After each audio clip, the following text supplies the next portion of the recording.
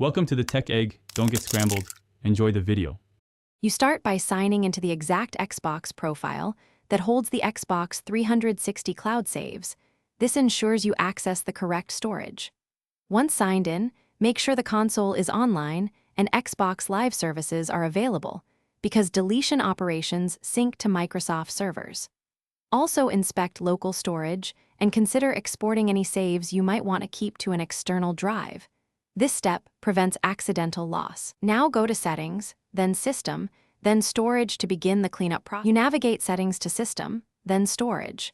From there, choose Manage Storage or Save Data so you can see legacy Xbox 360 cloud items. Once visible, select the Xbox 360 storage container or legacy cloud saves for the profile in question, because the Series S groups backward-compatible cloud saves differently.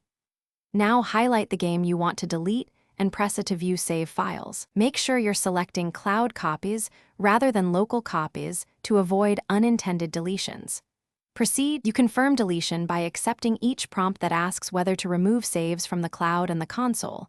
This dual confirmation ensures both copies are removed.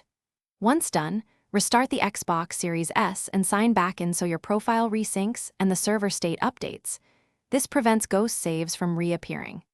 If the delete didn't stick, make sure your network is stable, clear local saved data cache, and try again. These steps resolve most sync-related failures and guarantee the cloud storage reflects your changes.